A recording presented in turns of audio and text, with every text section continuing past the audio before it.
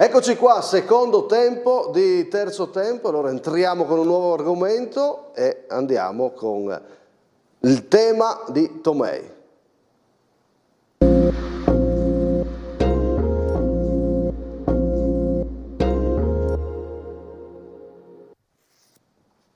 Sì, beh, delle prime tre abbiamo già parlato, che secondo me comunque fino alla fine faranno un percorso ormai a sé stante. Poi alla fine vincerà sicuramente il campionato, vincerà una squadra e secondo me per un punto. Questa è la mia, però è una corsa a tre. Dietro mi dispiace che sono entrati in zona rossa, fra virgolette, squadre come quella di mister Pagnucco, no? E che stanno entrando in zona rossa, che hanno un momento di crisi, nonostante al netto sempre dei infortuni, delle mancanze, tutte queste cose qua. Perché io avevo visto la squadra del mister a Fiume Veneto, mi aveva fatto un'impressione enorme. Ho detto questa qui è una squadra che arriverà a minimo sesta, settima in classifica, vista quella partita lì, senza sapere poi le problematiche che hanno avuto. Però fa un po' senso rivederla in quelle posizioni di classifica per come l'ho vista io a Fiume Veneto. E quindi gli auguro il meglio comunque, perché l'empatia che ha lui nei confronti dei suoi giocatori della piazza è enorme, quindi gli auguro il meglio, però dobbiamo parlare di una piccola crisi chiaramente. Per quanto riguarda invece il fiume Bannia ormai ha perso quello che era l'obiettivo della società dichiarato dal direttore sportivo, che era arrivare tra il sesto e il settimo posto in classifica, cosa che aveva dichiarato in diretta televisiva qui nei nostri studi. Quindi quell'obiettivo lì si è allontanato, il Fiume è entrato in crisi, sempre al netto di infortuni, assenze, di due giocatori che dovevano fare la differenza secondo me, che uno è Salvador e l'altro è Mortati, che quest'anno non hanno reso secondo quelle che sono le loro aspettative e quelle che erano le aspettative della società. Però bisogna parlare anche di un Fiume Veneto secondo me che non sta rispettando, e mi dispiace per mister Muzzin, ma non sta rispettando quelli che erano gli obiettivi societari. E poi andiamo, secondo me, a quella che è più in crisi di tutte in generale, che è la Sanvitese. La Sanvitese che, dalle dichiarazioni fatte a inizio stagione dal direttore sportivo, che diceva che quest'anno avevano preso un allenatore vincente, un allenatore del posto, un allenatore esperto, che volevano puntare a un campionato superiore a quello dell'anno precedente. E il mister aveva anche poi riconfermato qui nei nostri studi dicendo che la squadra di quest'anno era più forte di quella dell'anno scorso, però purtroppo la classifica non sta dicendo questo e sono tutte e tre cadute, quasi tutte e tre, in un profondo rosso che può diventare pericoloso. E domenica, scusa Massimo, e domenica c'è Profagagna Sanvitese. Sì. Attenzione. Sì. Il Fiume invece arriva a una brutta sconfitta con la Forum Friuli che la fa uscire da una situazione che poteva diventare potenzialmente pericolosa. Quindi il Fiume prende il posto della Forum. La classifica del ritorno direbbe questo, no? Nella corsa a tre, crisi a tre. Perché nella corsa a tre si vede come è migliorato nettamente il Pordenone e come ovviamente è stato importante, continua ad essere importante il percorso di Barbieri. Il ritorno ci sta dicendo qualcosa, no? E dall'altra parte la crisi a tre, perché Sanvitese 8 punti, nonostante un gennaio importantissimo, perché il gennaio poteva avere dei contraccolpi dopo la colpa, non li ha avuti, ma è arrivato dopo il contraccolpo. 8 punti, la Forum ha vinto con lo Fiume Veneto Bannia e almeno è andata a 7, se no sarebbe stata a livello del Chiarbola. E appunto Fiume Fagagna 5 punti. Il tema di Tomei si sposa con il non va, che faccio solitamente io. Non va, lo diciamo per questi numeri, però visto che Tomei ha detto che la crisi più grave è quella della Sanvitese, facciamo una nostra classifica, diciamo il perché, quale di queste, dalla minore crisi alla superiore secondo voi. Tomei l'ha già fatta portando la Sanvitese come la crisi più importante. Dobbiamo dire perché, ovviamente motivarlo. Simone, parto rapidamente così poi lascio spazio agli ospiti. Ma anche se ho visto che ha fatto solo 5 punti mi ha un po' meravigliato per l'ultimo posto. Secondo me la crisi minore è quella della Profagagna, perché comunque ha dimostrato il colpo a Crassi, il colpo, insomma, colto il mezzo, forse lì no, poteva essere un po' la svolta, perso di misura. Vabbè. La Sanvitese al secondo posto metto pare del girone di ritorno? Della crisi, non va del momento. Del momento, allora poi al secondo posto metto il Fiume Veneto, perché comunque è una squadra che non ha mai vinto nel girone di ritorno ed è clamoroso, ha una squadra che non può non aver mai vinto il girone di ritorno, però questo è il dato oggettivo.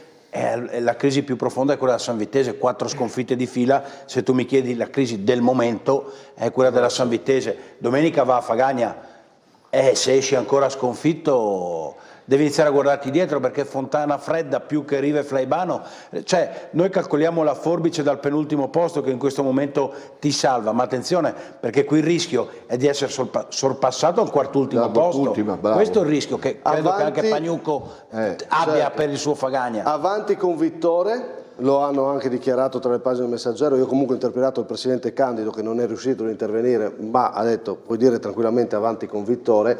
Ripeto, ne abbiamo parlato, ma se intervenire gli avrei chiesto fin quando non, perché sul tema Rossitto io ribadisco, Rossitto è stato sondato dalla Sanvitese, punto. Questa è una notizia che noi abbiamo, se poi la Sanvitese vuole smentire le notizie lo faccia pure, io tengo la notizia che ho, che so per certo che è vera. E però l'altra notizia che va oltre a questo è che questo sondare poi non si è concretizzato, va avanti con vittoria la Sanvitese.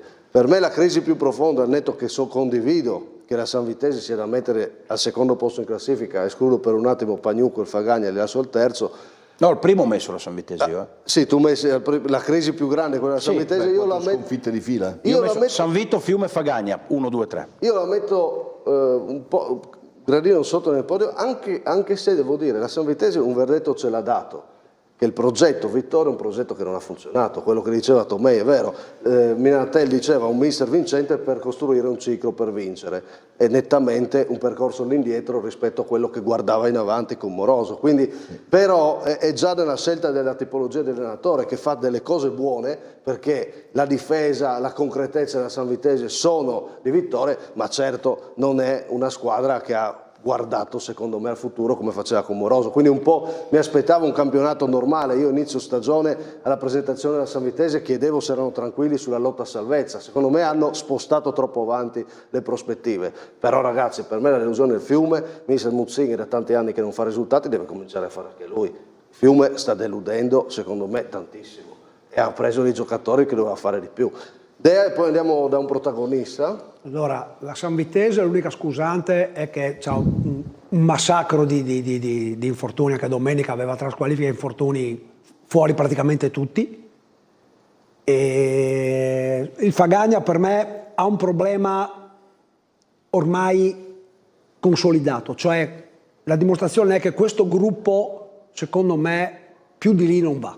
Cioè, puoi spingere, puoi cambiare, fare, però lo zoccolo duro in questi anni ha sempre fatto, perché secondo me sono buoni giocatori, cioè se io penso ai giocatori del Fagagna sono buoni giocatori, però dimostri che hai cambiato allenatore di qua e di là, ma quello è Finley.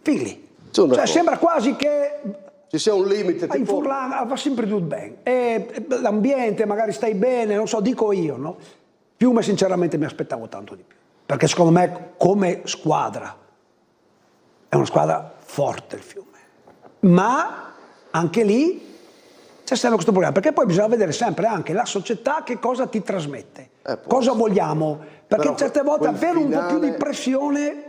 Quel finale con la Forum però non esiste, una squadra anche se ha avuto le assenze, ma quando vai in buca, Massimo, quando vai in buca, quando hai un momento, cioè perdi la partita con l'UFM che è una partita incredibile, gli episodi sono stati una cosa incredibile e ti succedono queste cose qua. Sì. Hai capito? Quando entri nel box ti succedono queste cose, come c'è niente da fare. La domenica prima vanno a Flaibano, io ho visto il servizio di Massimo qua, praticamente prendono pallonate, tirano da ogni parte e non fanno gol, palle traverse. Ti succedono queste cose qua. Però io, scusa, per dire, per me non va del ritorno il Fiume, poi del momento, proprio se guardo gli ultimi, è la Sanvitese, ma è chiaro. Ma allora, è vero che avete provato però a cambiare, a mettere degli elementi, a trovare delle novità, però quello che dice Dea io mi trovo d'accordo, secondo me il Fagagna non è riuscito a cambiare abbastanza per guardare ad un nuovo ciclo. Tu non puoi dirlo. perché sei l'allenatore e non puoi di certo... Boh, io però puoi sono farci uno abbastanza schietto, anche perché sono cose che comunque dico ai ragazzi. Forse non ho un gruppo abbastanza ambizioso. Me l'hai già detto questo, no? Ma tu ti aspettavi di più dal tuo... Chiaramente. Anche da te? Cioè tu, se noi criticassimo adesso il mister... Ma è giusto, cioè io sono il primo che mi metto in discussione che la domenica non ci dormo quando vinco, figurati quando perdo. Cioè io oggi ero al telefono con il mister nostro, il mio collaboratore, l'allenatore portieri, con Morocutti, e siamo stati un'ora al telefono perché lui mi vede come sto e mi dice: le hai provate tutte, no? Cioè ad arrabbiarmi, a coccolarli, perché poi lui si arrabbia anche quando dico che li difendo, no? Ma io onestamente mi trovo costretto a difenderli perché io credo in questo gruppo, perché è un gruppo che secondo me è valido, come dice il Dea, e soprattutto li vedo lavorare. La cosa che mi fa impazzire è che poi quando arriviamo alla domenica ho smesso anche di chiedere al prof quando fa l'attivazione come l'abbiamo fatta, perché lui mi dice: oh, siamo a 3.000, poi andiamo in campo e prendiamo 4 siluri col Fontana Fredda, no? Che non avevamo mai vinto. Allora ho anche smesso di chiedere anche quello, perché realmente cioè è un gruppo da psicanalisi, no? Nel senso, tu li vedi lavorare durante la settimana, ogni tanto ci fermiamo che è la partitina finale del venerdì e dici: boh, oh, sereni, dai, no? Con lo staff. E poi arrivi la domenica e fanno esattamente l'opposto come proprio approccio alla partita, come reazione alla difficoltà. Poi come avete detto del fiume, no? Poi quando, l'ho detto nell'intervista di domenica, quando poi deve piovere grandina, no? Nel senso che, cioè, torno indietro a pensare alla partita col Tolmezzo, voi c'eravate, un po' strana, no? No, e dici: prendo 2 gol all'incrocio dei pali, sicuramente potevano far meglio, perché quando c'è un gol c'è un errore, secondo me, e analizzo quello. Però veramente è anche un momento, domenica facciamo un primo tempo di quel genere al Bottecchia, prendiamo un gol però troppo facile. Ultimamente stiamo prendendo i gol con una facilità incredibile che all'andata non ci capitava, perché eravamo la seconda difesa del girone, una cosa che non è mai successa negli ultimi anni a Fagagna. Avevamo acquisito almeno quello, nel momento in cui perdo numeri davanti, perché abbiamo numeri veramente bassi davanti, se penso ai 29 gol dei 2 attaccanti del Pordenone, io ho fatto 20 gol in tutto, è difficile, non torno. No? Quindi Eppure ho fatto ne abbiamo tanti parlato, pareggi. gli attaccanti... Però la croce non è da mettere solo sugli attaccanti, sicuramente per struttura di attaccanti, cioè per blocco attaccanti che ho,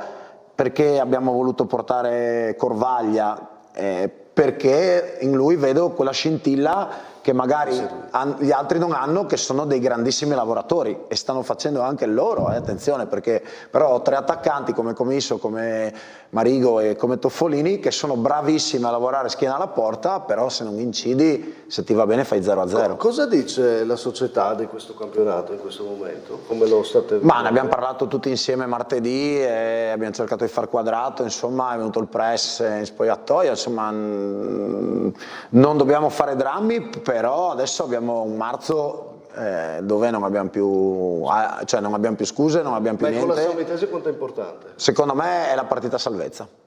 Ok, può essere. Cioè la partita salvezza Anche per tutti e due può essere la partita. può essere la partita salvezza per tutti e due, per me un po' di più perché ho 2 punti in più, ma soprattutto perché li butto dovessi vincere a 5 punti, quindi a 2 partite di distanza, mi allontano da quel famoso quart'ultimo posto che è quello che guardo io, certo. E soprattutto poi ho questo mese dove ho San Vitese, Chiarbola, Gorizia e Flaibano, sono le 4 squadre che stanno dietro di me. Ultima cosa, e non possiamo sbagliare. Quando ti sei accorto che questa stagione non potevi completare quel percorso che era iniziato l'anno scorso, di puntare al quinto, quarto posto? Siamo in ritiro. Bravo. Il 28 luglio perché era un'eccellenza più forte. Allora, intanto era un'eccellenza più forte, però ho fatto un mese di agosto con 10 giocatori completamente fermi. Ah sì, è vero. Alla prima di giornata perdo Certo. Luca Cassin, che comunque no, Sì. qualcosa apposta. No. Negli ultimi anni, insomma, quando ne fa pochi, ne fa 15. Lì è stato il crocevia. Lì è stato, no? Perché sì, anche cioè, io ho avuto Clarini, Toffolini, ma non sto neanche a fare l'elenco, avevo 9 giocatori al 1° di settembre che iniziavano a fare il primo Se allenamento. non faceva allenatore Sonego lo richiamavi a giocare in attacco. Sì. No, ma però sai, vedi, è vero, non puntare più al quinto posto, al quarto, una cosa, poi magari giocare di nuovo per salvarsi non te l'aspettavi, no? Magari. No, sicuramente, stare un ecco, po' più- quello no, allora onestamente quinto posto quest'anno Ferma. Calma. ferma. Calma. No, molta calma, anche se avesse avuto Cassin e più Sì, salute sì, in certo. generale, Certo. perché insomma ci sono squadre che sono più attrezzate, piazze che hanno, cioè dai, non nascondiamo, parliamo anche di budget se vogliamo, ma no, cioè è proprio la realtà dei fatti. Ok. Infatti lo stesso Tamai secondo me sta facendo, per il tipo di rosa che ha costruito, il Tamai che fino all'altro ieri era lì a giocarsi il primo posto, sì. No, era primo. esatto, era a giocarsi il campionato, secondo me stanno facendo strabene, secondo me. Allora, dopo i non va, facciamo così, parliamo di chi va, dobbiamo arrivare anche a Mister Sonego, a parte che è un momento, abbiamo parlato di momenti in cui il Fagagna, come ha detto Simone, avete avuto quelle partite da scintilla, adesso dovete recuperarla e sarà un marzo importante, parte domenica, 1° marzo, un altro mese decisivo, abbiamo concluso un Cambia febbraio. l'ora, quindi Coceani non so. Cambia l'ora, si gioca alle 15 e quindi adesso però andiamo a chiudere questo febbraio che ha detto tante cose, ad esempio ha detto che questa squadra sta benissimo, la miglior squadra. Dai. Bravo. Il Corno è tornato dopo la crisi dell'andata, la crescita e l'exploit del ritorno, mai perso nel 2026 e 18 punti conquistati. Leban, decisivo nel derby, insieme a Kodermac sono in doppia cifra e poi a Corno c'è un motore vero che muove sempre tutto, essere gruppo, avere un'identità, le premiazioni per i traguardi raggiunti dei giocatori, come si festeggia ad un gol o ad una vittoria. È il Corno di Libri che torna ad essere bello e vincente. Domenica c'è la Buiese per continuare a volare e chissà pensare ad una coppa che stavolta potrebbe valere anche una promozione. In fondo a Corno bisogna sempre trovare un modo per festeggiare, come visto nello straordinario post partita del derby.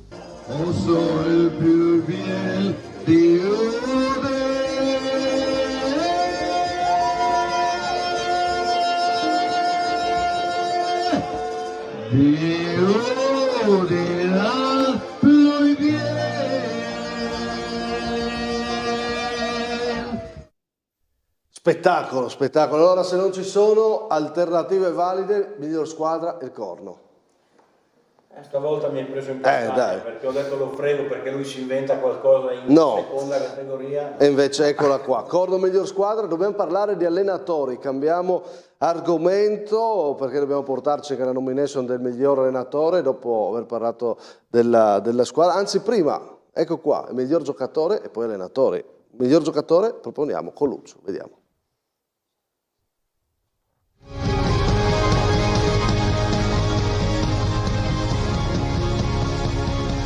Io credo che se un giovane è bravo il mister lo fa giocare, deve avere anche fiducia il mister nel giovane, però appunto penso che i giovani vanno fatti giocare se meritano e se si guadagnano queste possibilità. Ecco. E se lo dice un giovane, sapete che c'è la circolare nazionale che sono stati decisi fuori quota, ma adesso servono le decisioni regionali, non è ancora ufficiale in Friuli Venezia Giulia, anche se lo abbiamo già anticipato, si va verso il ritorno, attendiamo l'ufficialità, poi ne parleremo con una puntata ad hoc. L'Emilia Romagna, ad esempio, ha deciso di non inserire i giovani. No, scusa, per precisione, l'ufficialità c'è anche in Friuli. Friuli ha la possibilità di non mettere fuori. Questo, Sì, solo per esatto. io ti ho capito quello che dicevi. L'Emilia Romagna non li ha messi. Come ha fatto Comunque, l'Emilia? Coluccio, l'hai visto anche tu, che bene, no? Da quinto. Fatto bene, soprattutto appunto in un ruolo Sì. che non era il suo, o comunque fino adesso non era il suo, perché ha fatto il quinto alla Zamuner, no? Sì. Che è un quinto un po' più offensivo, sbilanciano un quinto più alto e tengono magari più basso il quinto posto che va a comporre in fase difensiva il quarto, insomma, di difesa. È stata molto interessante. Coluccio me lo passate? Allora te lo passo, però io cioè anche Pontoni meriterebbe una citazione nel Codroipo. È vero che Coluccio poi ha fatto 2 gol, quindi si gioca, vince chi fa più gol, lui ne ha fatti 2, tra l'altro indirizzando la partita, il secondo molto bello, però ragazzi Pontoni è entrato in gamba tesa. Pontoni benissimo. Lo teniamo, giusto nominare anche lui, teniamo... Oltre alla doppietta lo nominiamo anche per la dichiarazione che ha fatto. È vero. Esatto, che ti vede particolarmente. Se lo dice un giovane, se i giovani sono bravi giocano lo stesso. Meglio di così. Andiamo allora con il capitolo allenatori. Vi segnalo un po' di cose parlando di allenatori. Ci sono anche dei ritorni, dobbiamo parlare del ritorno di Tita da Pieve, di Franco Martin, no? Dobbiamo dire che a livello di allenatori in eccellenza è arrivata la prima vittoria di Monorchio, che insomma è un giovane che è emergente e che è stato chiamato in eccellenza, ha vinto una partita importantissima, forse anche per lui, no? Dea, che ha appena messo piede in eccellenza, un crocevia forse, no? Certo, importante per tutti, per l'ambiente, per la classifica e per lui che si sblocca, e gli auguriamo di vivere tante altre domeniche così. Lui vince la partita importante, fanno fatica Lizzi e Franti, si punta sui nomi esperti, noi in certi momenti arriveremo anche alla scelta del Laviano che ha preso da Pieve, però anche gli allenatori esperti faticano. Lizzi non ha lo stesso Rive Flaibano dell'anno scorso, infatti non c'è lo stesso Rive Flaibano, non c'è lo stesso Lizzi. Franti ha un Pro Cervignano che ha dei problemi e in questo momento ha dei problemi. Come dire, ragazzi, non è che gli allenatori fanno i miracoli, no? Miracoli faceva uno che l'hanno lasciato vivere poco e quindi però bisogna anche capire il materiale a disposizione. Sì. Il Rive Flaibano è imparagonabile all'anno scorso. Ma questo ci dimostra che conta la progettualità, non il nome dell'allenatore, quanti anni ha. Certo. Tu che sei anche tu un allenatore giovane, sì. No? Diciamo a parte così. I miracoli che Lizzi è più vicino a Gesù lui nei miracoli che... Sì. Sì, e chiaramente, come ho detto anche nel discorso della Serie D, secondo me tu punti su un allenatore, poi gli obiettivi prefissi a un certo punto dell'anno vanno via scemando, magari si perde dopo un po', non si ha il piano B, magari si barcamena un po' e magari non è facile andare avanti, rialzarsi e trovare gli stimoli giusti da parte dell'ambiente, dei giocatori. Ma poi mi metto anche i panni degli allenatori, ma adesso Franti a Cervignano è stato preso per un progetto, però adesso deve guardare alla zona salvezza in promozione, cioè è meglio rimettersi a fare risultati perché ogni storia diventa complicata. Devi fare un sospiro Massimo tu, quindi a parlare di progetto, ma cos'è questo progetto? Spiegatemi per favore, facciamo una puntata apposta per il progetto. Te la metto così, Franti è stato preso per guardare a settembre, no? E fare il campionato con lui. Però in una stagione dove con la Provorizia non aveva colpe, però arrivi da un esonero, adesso devi gestire una situazione difficile. Occhio che le stagioni possono diventare, le annate possono diventare... Gli viene l'Urcer a Franti secondo me. Beh, gli auguriamo no, però è impegnativa, è una stagione impegnativa. Così, povero, se continua così voglio dire. Lizzi si è dimostrato che farà fatica a fare determinate cose ed è una situazione complicata e Cervignano, Ruda è in una situazione complicata. Ragazzi, e insomma, il migliore è il mio simpaticissimo Pino Cortiula, no? Che la va di bene, che la va di male, vai, Dio, continuiamo, andiamo avanti, no? Andiamo avanti. Sì, è vero che Pino sembra così, ma Pino sa cosa deve fare. Sì, ma sì, ma questo qui è come posso dire? Abbiamo nominato il corno. Pino, poi dopo può sembrare, però sa cosa deve fare. Sì. Allora, io direi di parlare di un altro allenatore che arriva, ritorna, Tita da Pieve al Laviano. Sentiamo cosa ha detto il direttore sportivo Lino Petrilli su questo momento, il ritorno di Da Pieve. Sentiamo anche lui, il mister. Pensavamo di fare un altro tipo di campionato, ma adesso siamo qui e dobbiamo fare di tutto per arrivare all'obiettivo, che a questo punto è la salvezza. Mister Visalli ha fatto il suo lavoro, ha dato il 100% per questa squadra, poi è stato ritenuto il fatto che abbiamo accettato le sue dimissioni e di puntare su un allenatore che è Attilio Da Pieve, che già conosceva l'ambiente e che ha allenato il 90% di questi ragazzi. Io sono legato a questa società, quindi nel momento in cui mi hanno chiamato. Questo legame che ho con questi dirigenti, con questa società, ha fatto sì che io dassi la mia disponibilità, però con la convinzione di poter ottenere un obiettivo, che è quello della salvezza sicuramente. Qual è il segreto per essere ancora qua ad allenare in promozione?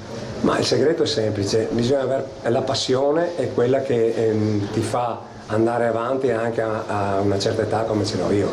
Quindi se non hai la passione, il calcio è fatto proprio è un gioco e come tale lo devi interpretare, però con gli aspetti giusti, perché nessuno ti regala niente e quindi te lo devi conquistare attraverso le partite. Qual è la forza secondo lei di questa squadra? Beh, la forza la vedremo strada facendo. Io tanti giocatori li conosco e sono convinto che hanno le qualità, no? Sia tecniche che morali per tirarsi fuori da questa situazione, no?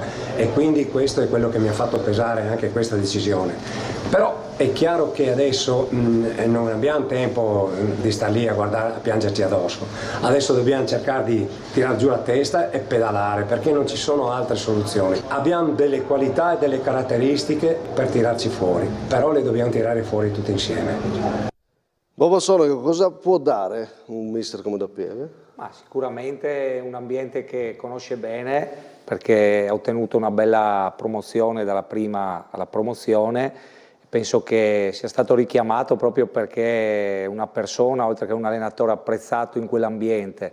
Come ha detto lui penso che conosca bene il materiale umano e tecnico che ha a disposizione, quindi ha ritenuto di buttarsi in questa sfida conscio di potercela fare. Una Tempo sfida ce n'è. per lui, perché sì. Mi leggo il discorso che facevo sui nomi, l'esperienza, e che non è sempre scontato, perché poi cosa succede? Quando ti prendi in mano una situazione complicata rischi di sommare anche delle stagioni negative. Comunque Da Pieve negli ultimi anni, no, Tita è intoccabile, non però c'è niente da perdere, voglio dire. no, però negli ultimi anni anche lui ha perso, anche se era un nome importante non è riuscito. Diciamo che se chiudeva così aveva chiuso male, retrocedendo al Diana in perché può capitare anche ai più esperti, non puoi no? mettere mai in discussione quello che ha fatto Tita Da Pieve.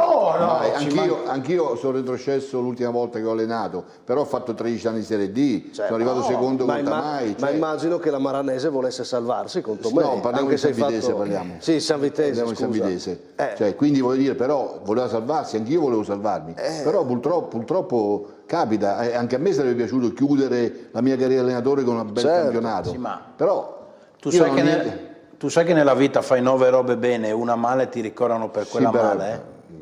No. Per quanto mi riguarda direi no, di dici. no. Però in una carriera così lunga, in generale, sì, in una carriera così lunga ci metteremo mica a discutere. Sto solo dicendo che è rischioso, che per una, è vero che non è da perdere, secondo però me è la persona giusta invece. Sì, oggi, secondo me è la persona giusta. È indiscutibilmente Aviano è quello che rischia meno di tutti, voglio Ok. dire. Anche perché insomma, se sono lì lo devono a lui, perché lui li ha portati lì. E quindi insomma per me se l'Aviano però in promozione ha fatto determinate cose lo deve al grande campionato che fa l'anno scorso Campaner. Prova ne sia che non ritrovi l'allenatore giusto in certi momenti. No, però voglio dirti Massimo che li ha portati lui in promozione. Sì, certo. Cioè voglio dire, però, ha una storia lì insomma importante. Quest'anno non si discute. Il campionato di Campaner dell'anno scorso è stato un campionato importante. Forse li ha illusi. La cosa clamorosa è che si sia dimesso Visalli. Sì, vabbè. Che un allenatore si dimette oggi, secondo me suona un po'. Mi sembra un po' strano, però. Così è dichiarato. Quello è quello che allora ci teniamo. Bisogna fare un applauso. Fa fede la dichiarazione. Bisogna fare un applauso. A proposito allenatori, il ritorno di Da Pieve, ma anche di Franco Martin, tu che frequenti la categoria, quindi con Franco Martin di nuovo in pista? Ma io ci avevo parlato insieme perché ci ho giocato 2 volte in Coppa e la prima di campionato. E avevamo parlato, in quel momento lì era appena scoppiata la grana Cabine che se n'era andato via, poi dopo poco tempo si è dimesso, è stato esonerato, non ricordo bene, sono sicuro che è tornato, secondo me sarà un punto di riferimento per i giocatori perché i vari Caldarelli, Montagnier, Borda, secondo me con un allenatore come Giulio, secondo me riusciranno a rendere per quello che sono, infatti Caldarelli sta segnando a raffica, ha un parco attaccanti molto forte, secondo me lui gli dà quella tranquillità per farli rendere, speriamo che non gliela dia però. Ma restano favoriti loro in questo girone? Ma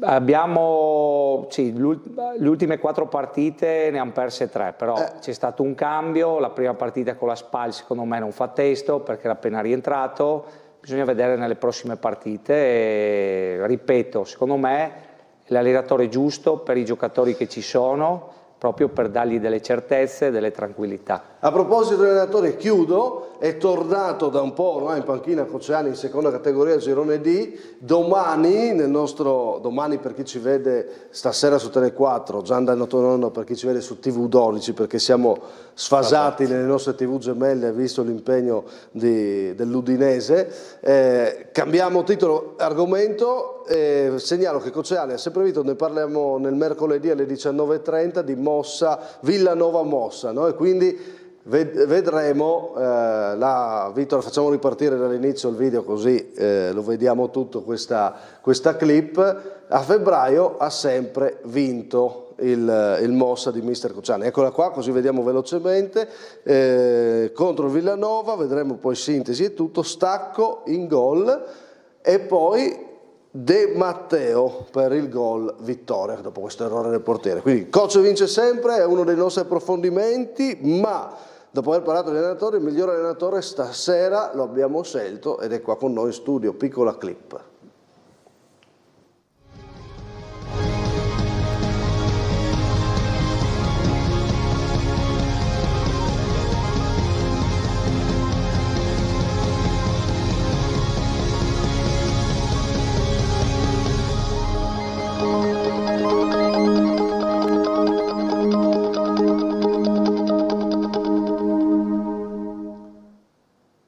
Che bel febbraio. Fornasiere, se vuoi togliere il premio miglior allenatore a Sonego che è in studio con noi, pensaci bene. Mister. Perché mi picchia? Non so. Uno si incazza facilmente. Senti, vediamo un po' di immagini. Cos'è la forza di questo Vallenoncello e dove volete arrivare? Perché ho visto quel finale tutti insieme, davvero bellissimo, mister. La forza era chiusa in quell'immagine lì, insomma. Storicamente la forza del Vallenoncello è l'ambiente e il gruppo, un gruppo che comunque quest'anno si è rinnovato e nonostante questo chi è arrivato si è subito, diciamo, adattato a quello che era stato creato prima da una generazione di persone attaccate a questa società, a questa maglia e quindi stanno rispondendo bene. Il nostro obiettivo innanzitutto è quello di raggiungere la quota salvezza, sembrerà una frase fatta ma guardando, leggendo la classifica è proprio così, primo obiettivo, però c'è da dire che arrivati a questo punto anche della stagione dove abbiamo giocato gran parte, insomma più di metà campionato, abbiamo visto tutti gli avversari, è doveroso giocare fuori casa come giochiamo in casa, dove il dato un po' oggettivo è che 22 punti in casa sono tanti, 6 punti fuori casa, è lì che dobbiamo migliorare se si vuole fare qualcosa in più. E proprio andate a Cordovado? Andiamo a Cordovado da ex di turno e sarà una bella partita anche perché secondo me loro anche hanno fatto un campionato, ci sono 2 squadre, 3 insieme al 4 col Pasiano, però Tagliamento e Spal, oltre a Valle e Pasiano, hanno fatto un percorso diciamo abbastanza lineare, non di troppi saliscendi, quindi secondo me è giusto che siano lì e con il cambio anche di Cudin hanno insomma guadagnato entusiasmo da quello che si sente dire. Secondo me sarà una bella partita e adesso le partite sono sempre meno, non dobbiamo toglierci dalla lotta, dobbiamo dimostrare che siamo lì davanti, bisogna starci. E se vincete con la Spal ci pensi a qualcosa di più? Ti ripeto, abbiamo parlato di obiettivi mancati nelle altre categorie, il primo obiettivo deve essere quello, il nostro DS gli dicevo questa mattina, ma gli ho chiesto perché hai detto 32-33 punti nell'intervista? Anche lui ci ha pensato, ha detto sì, ho sbagliato a dire così, perché se il campionato segue questo trend e tutti tengono questo trend, la salvezza 36-38 punti ed è un punteggio molto alto. Eh sì, ci sono squadre importanti andate in difficoltà. La Virtus Roveredo ha puntato su Saccon, un allenatore che ha salvato il Tamai in D, cioè che ha allenato in D, c'è l'Azzanese in crisi, è vero, è molto complicata, bisogna guardare. E soprattutto dietro corrono, Valvasone e Ragogna si sono messi a correre. Sì, infatti. Mi hanno detto che gioca un ottimo calcio. Sabato mi pare c'è Valvasone Pasiano, no? Sì, Domenica c'è Pasiano-Valvasone. Esatto. O Valvasone-Pasiano. Sta facendo un bellissimo percorso col Valenonceno. Sì, sono una bella 2 anni, questo secondo anno sicuramente estremamente positivi finora. Dea, non so se... me lo passate? Sì. Mister Somi? Pluripatentato poi, quindi... Avevo pensato anche però, quando hai detto Coluccio, mi sono fermato anche a Salger perché... Certo, che è già stato Sì, che però nominato. ha fatto una grande vittoria. Dimmi le stelle del Dea, perché abbiamo tante belle cose dette, dobbiamo andare verso il finale di puntata, quindi... Allora, le 3 stelle le ho date, come già detto prima, a Kodermak e a Leban della Virtus Corno, sono l'unica coppia d'attacco in doppia cifra in promozione, quindi bisogna dare merito al lavoro che è stato fatto anche dal mister, perché insomma, bravissimo. Ho dato le 4 stelle alla punizione del Rive, mi è piaciuta tantissimo. Non so se è stata provata o meno, però veramente bella. Veramente bella, cioè mi è piaciuta tantissimo, è riuscita benissimo. 5 stelle a una squadra della quale parliamo poco, che è il Casarsa, che secondo me è un po' oscurata dal Teor, ma sta facendo un campionato clamoroso. In grafica Dema, doppietta con l'Oltre e sabato c'è Casarsa Teor. Bellissima. E le 5 stelle superiori per me, il gol di Zossi di domenica è stato un capolavoro. Allora vedremo se il miglior gol sarà quello di Zossi. Prima ti faccio vedere 2 gol perché noi siamo a febbraio, siamo partiti da D, riporto fino in seconda con il coach, ma vi riporto con la Rojanese che ha trovato i gol di Busolini, doppietta, quindi vi racconto anche questa partita con Francesco Vitturi. Andiamo in seconda categoria. Rojanese Torre non è stata solo una partita ad alta classifica, perché in casa dei Triestini si incontravano le migliori squadre per punti in casa e per punti ottenuti in trasferta, entrambe nel proprio territorio preferito. Il Torre non ha trovato neanche una marcatura lì davanti, ma non sembra essere una novità per il rossoblu di Tapogliano, come le difficoltà difensive sui piazzati. Diciamo che è dall'inizio dell'anno che facciamo fatica a fare gol, perché ovviamente abbiamo a disposizione il solo Nicolò Ciani che sta facendo gli straordinari, nelle partite che magari lui non gira facciamo fatica. Una nostra difficoltà anche perché come ben si vede abbiamo una squadra che metà sono alti 1,70 m, con i piedi siamo dei fuoriclasse ma magari di testa pecchiamo. Press Montina comunque soddisfatto, conferma che il Torre è diverso dalle altre squadre in vetta.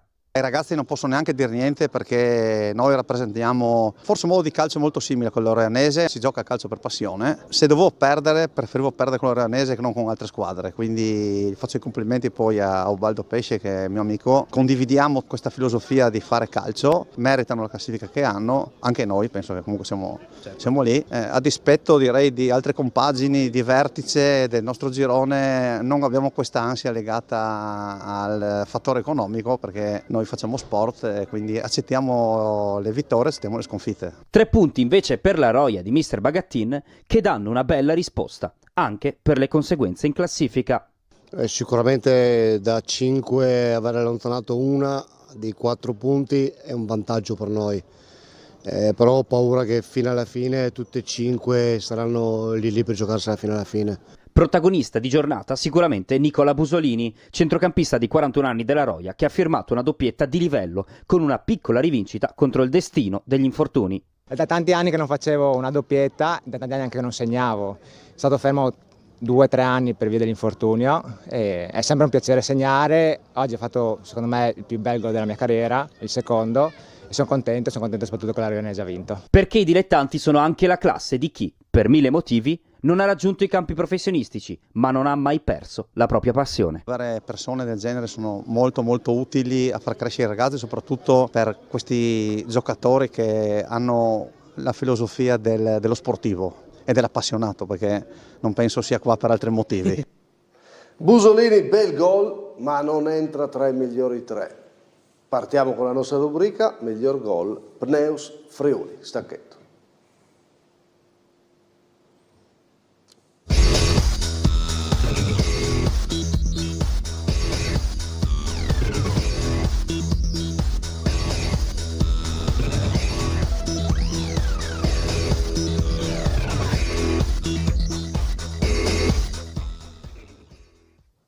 Ancora Caldarelli, dopo aver vinto al Nord Hotel la scorsa settimana, a me fa impazzire e gli ho parlato, ho detto cosa volevi fare? Volevo fare una finta, mi è uscito questo tocco, voleva fare una finta sul portiere.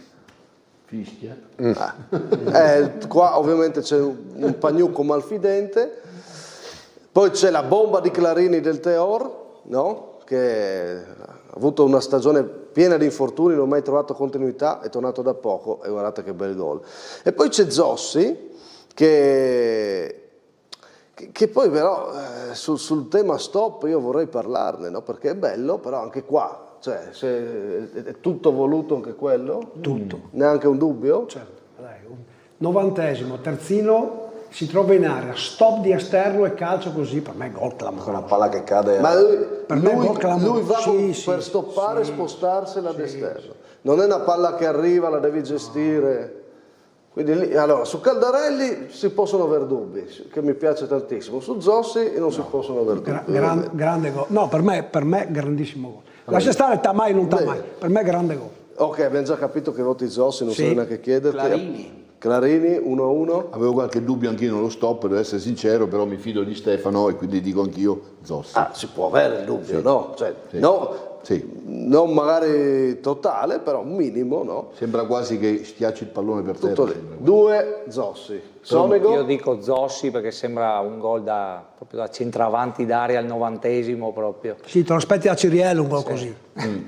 Pagno? Allora, il più bello e più difficile è quello di Zossi, perché quello di Clarini si vede con più frequenza, però il fatto che calcia di prima Clarini, e soprattutto perché gli voglio bene, perché ha esordito con me quando aveva 16 anni a Fagagna e ha avuto tantissimi problemi quest'anno, voto Clarini.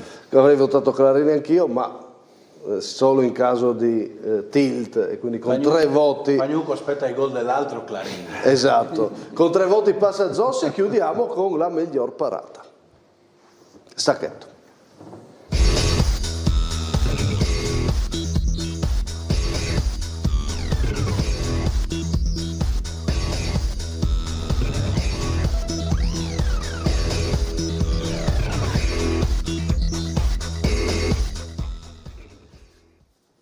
Quando parliamo di miglior parata vi dico anche che scelgo anche parate che possono essere decisive. E qua mi è piaciuto il fatto che deve rialzarsi e andare a recuperare dopo che si era scontrato col suo giocatore, lo oltre perde, però Bovolon va a fermare questa conclusione dopo aver perso palla. Lizzi salva l'1-1, siamo all'ultimo minuto, Lizzi continua a fare parate importanti per il centrosedia Natisone, guardatela, aveva un po' di uomini avanti, a me piace, e poi questa, Bruno, è decisiva perché è ancora in bilico il risultato su Salvador, è centrale, però la tocca lui, la tocca lui questa qua, la mette in angolo lui. Bene, secondo me qua forse più che la miglior parata mi viene a dire quale può essere valutata anche la più decisiva, no? Devo ammettere, ne abbiamo viste anche di più importanti. Pagno, cosa scegli? Lizzi. Bruno. 1-1. Lizzi 2. Lizzi. Bruno. 3-2 Lizzi. 3-2 Lizzi. Avrei scelto Lizzi anch'io. Mi è sembrata quella più bella e più efficace. Bene, abbiamo concluso questa trasmissione bella densa dalla Serie D alla seconda categoria con tante giocate. Io ringrazio Michele Pagnucco perché stasera è qua a raccontare anche un momento negativo e lo abbiamo analizzato, quindi grazie davvero, grazie Pagno, grazie a mister Luca Bobo Sonego, grazie per l'invito, mister Ermanno Tomei, mister Stefano De Agostini, Simone Fornasiere. Vi lascio la storia di dilettanti, partiamo da stasera con un altro ciclo. Buona visione. Siamo a Cordovado, nello showroom di Midi, che ci ospita per le nostre storie di dilettanti. e questa sera partiamo proprio con un ragazzo di casa, nato il 24 giugno 1987 alla Tisana. Stiamo parlando di Paolo Marzin, vero e proprio simbolo della SPAL Cordovado. L'intervista. Paolo Marzin, ben ritrovato. Ciao Massimo. Siamo a Cordovado, dovevamo partire con te. SPAL Cordovado e Paolo Marzin, insomma, direi che è un binomio, è stato un bel binomio, no? Sì, sicuramente. Ho fatto tutta la mia vita calcistica, dai pulcini finché ho smesso, qua a parte qualche piccola parentesi, quindi sì, diciamo, è stata una bella parte della mia vita. Sì, praticamente fedelissimo alla squadra del tuo paese, no? Sì. Perché tu sei di qua. Da bambino fino ad adulto, vivendo anche i momenti d'oro della SPAL che è salita, ne parleremo in eccellenza. Paolo Marzin è stato un gran bel giocatore, un bel centrocampista che a un certo punto era sicuramente tra i più interessanti del panorama dilettantistico, però appunto la fedeltà quasi totale alla SPAL. Perché? Che cosa ha significato per te legarti alla tua squadra? Diciamo che io ho sempre visto il calcio come pura passione, quindi dalle partite al campetto con gli amici quando eravamo bambini a poi le partite, diciamo, nei dilettanti. Quindi ho iniziato a giocare appunto a Cordovado, settore giovanile sempre a Cordovado, esordio in prima squadra, in prima categoria a Cordovado. C'era già un gruppo, diciamo, di amici più che di giocatori, e quindi si era creato, diciamo, quell'ambiente che non mi dava, diciamo, altre possibilità. Cioè, vedevo il gioco del calcio proprio come un divertimento, e quindi mi sembrava giusto farlo nel mio paese con i miei amici e con anche tutti i tifosi che ci seguivano. Sai, era divertente anche durante la settimana, andavi al bar e trovavi le persone del paese che ti chiedevano com'è andata, chi gioca domenica, chi non gioca, cioè era, diciamo, un calcio che vivevi tutta la settimana. Ti è piaciuta la dimensione del calcio di paese, insomma? Sì, no? Sì, assolutamente. E sei diventato poi anche calcisticamente uno dei simboli di questa società, no? Ti sei sentito questo? Sì, sicuramente, anche perché devo dire la verità che sono iniziato a giocare in prima squadra, che la squadra arrivava da un paio d'anni che, diciamo, negativi, perché dopo il successo che avevo avuto andando in eccellenza negli anni 2000 c'era stato un momento un attimo di crisi ed era tornato in prima categoria, quindi si stava un po' ricostruendo, e quindi io sono arrivato che c'è stata un po' questa ricostruzione.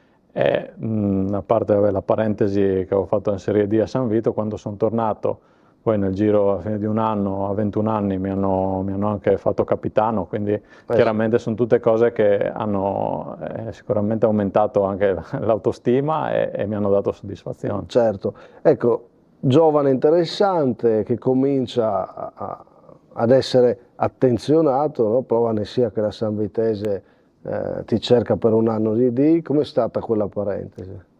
Sicuramente positiva, perché arrivavo da un ambiente che era quello della prima categoria, quindi puramente dilettante, e sono approdato a San Vito, che comunque era una società ormai storica nell'ambiente di Serie D, era un semiprofessionismo, e mi ha dato la possibilità sia di giocare con giocatori che avevano giocato nei professionisti come Massimiliano Rossi, Marta e altri giocatori, Giordano, e sia di allenarmi in una certa maniera, di vedere com'era anche il calcio della Serie D. E in più questo mi ha dato la possibilità, nel momento in cui poi sono tornato in prima categoria, di essere, diciamo, a un livello più superiore. Alto, esatto. Ma tu dove ti collochi, al di là di questa tua, è sempre stato questo profilo basso che hai sempre mantenuto, non ti sei mai esaltato, che è un pregio, ma magari può diventare anche un limite nel calcio, non lo so. Come l'hai vissuto tu e secondo te qual era la tua giusta collocazione come giocatore? Potevi ambire qualcosina di più?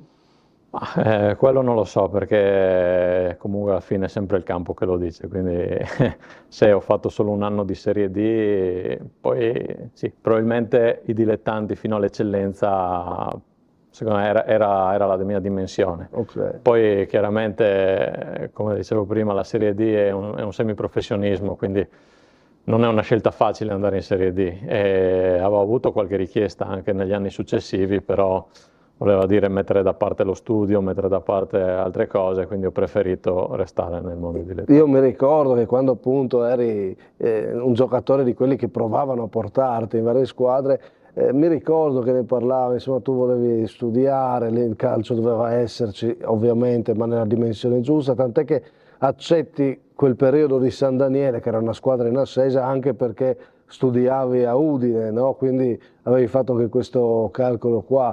Ecco, ti chiedo, perché parliamo un attimo di San Daniele, quel periodo lì, hai mai pensato, beh dai, ci provo, comincio a guardarmi in giro, o sei sempre stato convinto che comunque dovevi fare scelte misurate?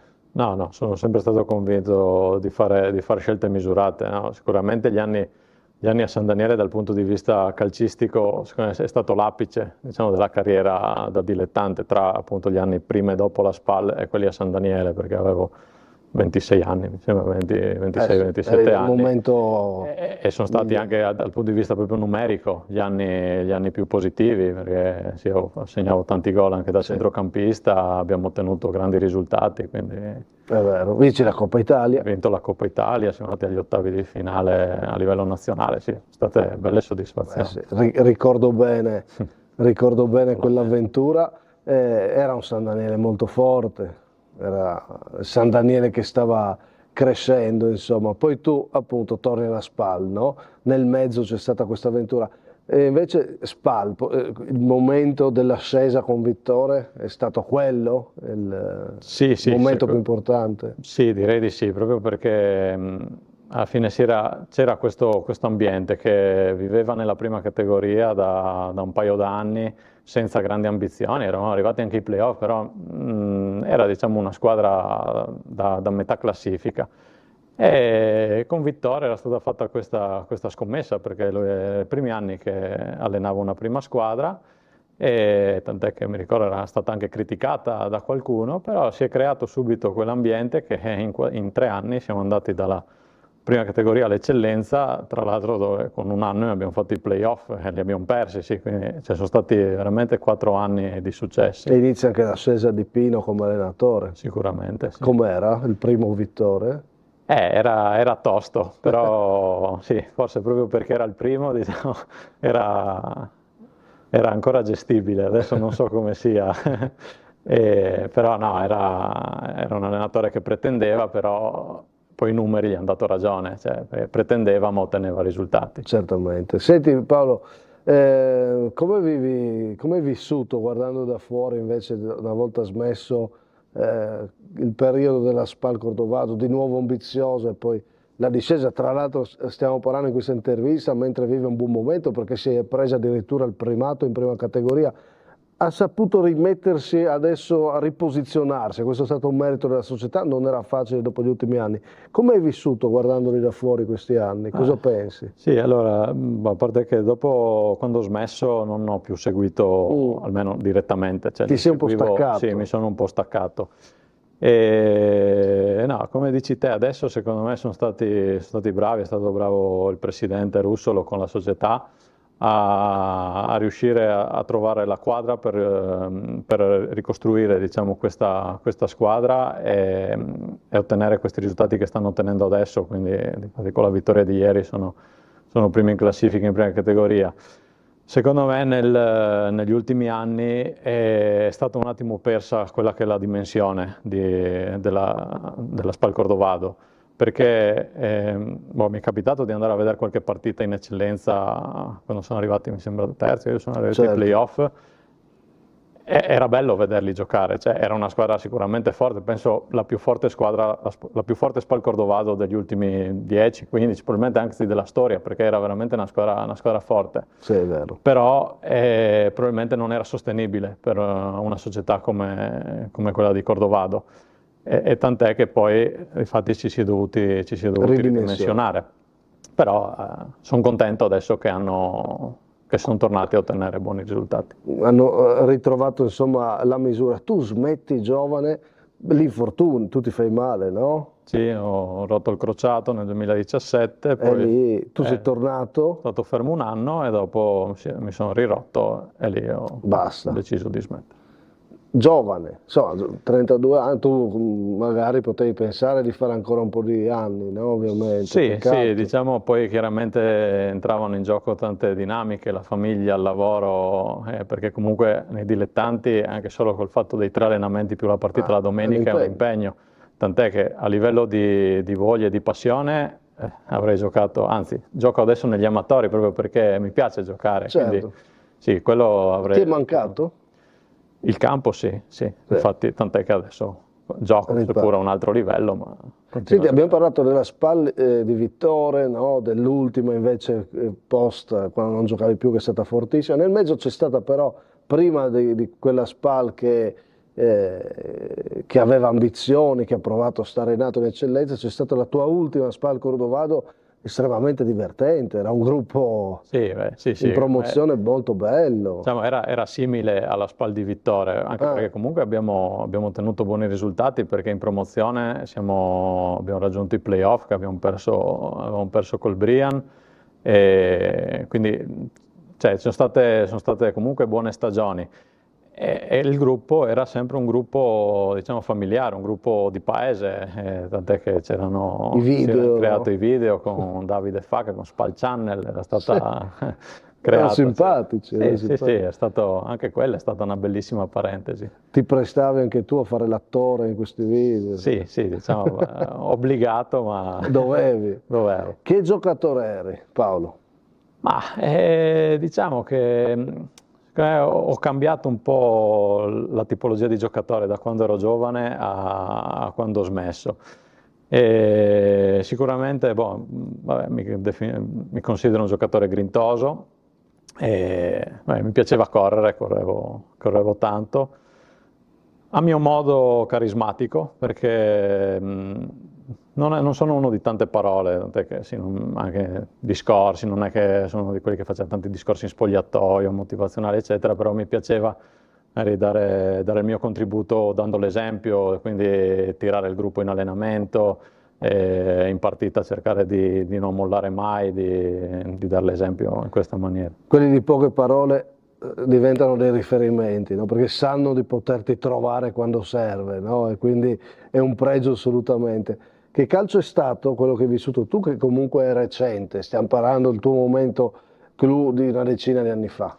Ti torno a dire quello che dicevo prima, secondo me è un calcio di passione, perché almeno io parlo per la realtà che ho vissuto qua, ma secondo me è la realtà di tante società anche qua dei dintorni.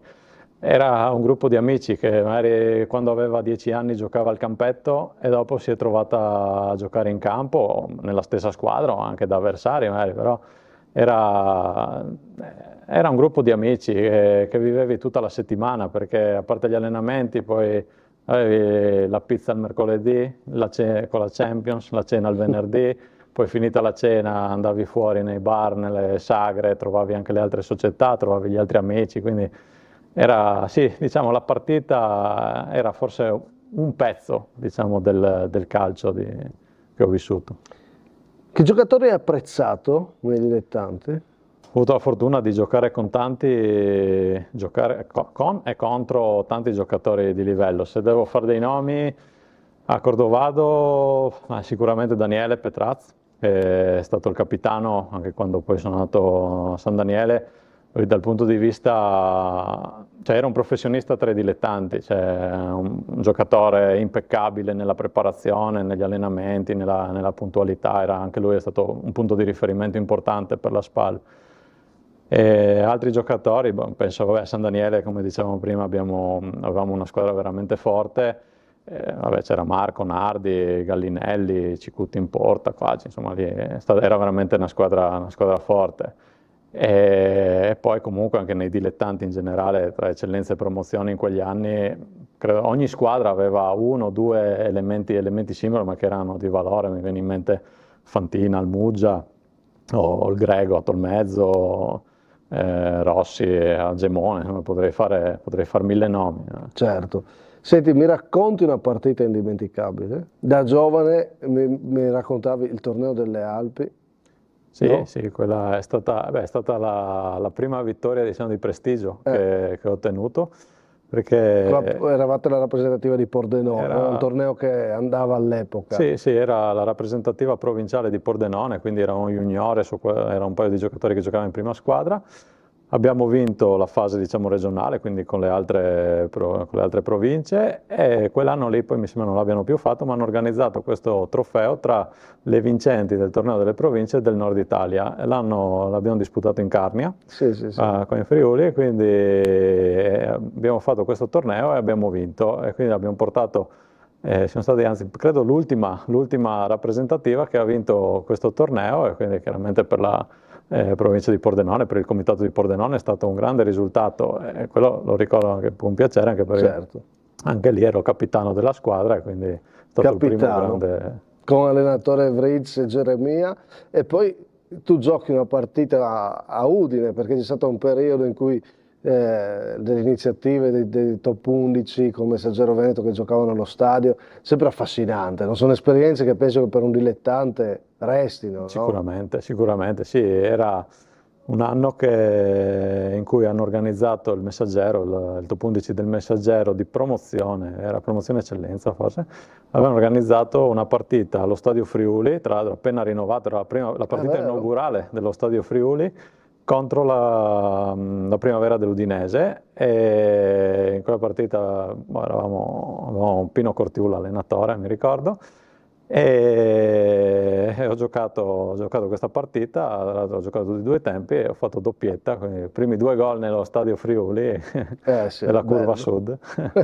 Bello, contro la Primavera dell'indimenticato mister Matteussi. Sì, esatto. Tra l'altro poi finisce anche per fare un allenamento come iniziativa, che insomma, sempre cose un po' particolari, però un giorno l'hai passato anche tu da professionista. Sì, non credo siano in tanti che hanno avuto questa fortuna, sì, sono andato a fare un allenamento con la prima squadra dell'Udinese, tra l'altro anche lì era l'ultimo allenamento di Natale, perché la domenica poi ha fatto la partita di addio, e devo dire la verità, grazie a Claudio Rinaldi, che ricordo con piacere, che purtroppo anche lui non c'è più, ma perché si era interessato proprio in prima persona, perché quello che era appunto il premio del migliore in campo di questa partita fatta contro la Primavera dell'Udinese era l'allenamento con la prima squadra, e quindi sempre in quell'anno, a maggio, sono andato a fare un allenamento con la prima squadra, c'era, ricordo, De Canio allenatore, c'erano Bruno Fernandes, Danilo, Di Natale. I giocatori, sì, anche se era un periodo un po' particolare, non andavano benissimo le cose, quindi vesti quella maglia in allenamento per un giorno professionista. Bello, simpatico, iniziative sempre interessanti, che è bello ricordare. Hai ricordato Claudio Rinaldi che si impegnava molto in questa cosa, ricordo bene. E dopo questo ti voglio far ricordare invece una persona indimenticabile per te. Ma pensando, ovviamente penso alla SPAL, perché è stata la società con cui ovviamente ho giocato tutta la vita. Faccio un nome di una persona che era molto presente a SPAL, che purtroppo è mancata qualche anno fa, che era Giulietta Carbonera, era la moglie del custode, però era una signora che mi ha seguito dai pulcini finché è mancata, ed era una presenza fissa del campo sportivo. Infatti penso che tutti quelli che sono passati per Cordovado se la ricordano, magari non ricordano il nome, ma se la vedono sanno chi è, perché io me la ricordo, cioè, secondo me è indimenticabile, proprio perché lei ha vissuto il calcio a tutto tondo. Cioè, prima, mi sembra, quando era giovane addirittura aveva giocato col calcio femminile a Cordovado.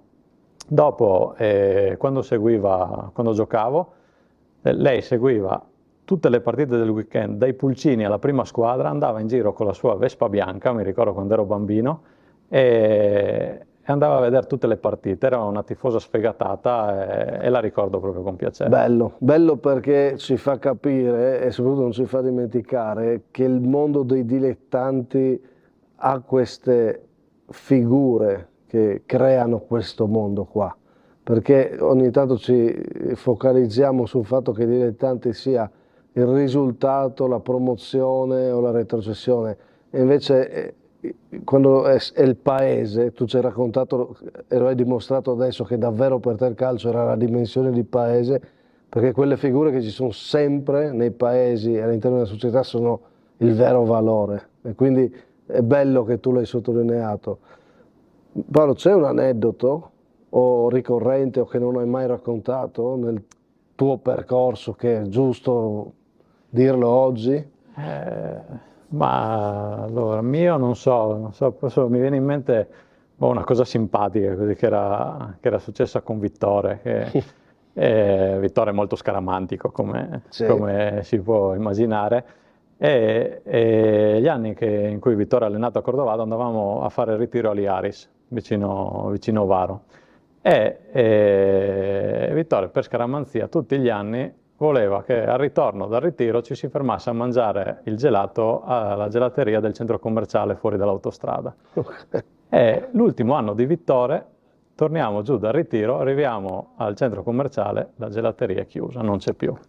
E lì è stato un dramma. Vittore non so come ha vissuto quell'anno, poi infatti ci siamo salvati i play-out, però mi ricordo, per 2 giorni Vittore non ha parlato perché era disperato, perché la gelateria era chiusa. Il segnale chiaro che sarebbe stata una stagione complicata. Esatto. Era buono quel gelato almeno? Sì.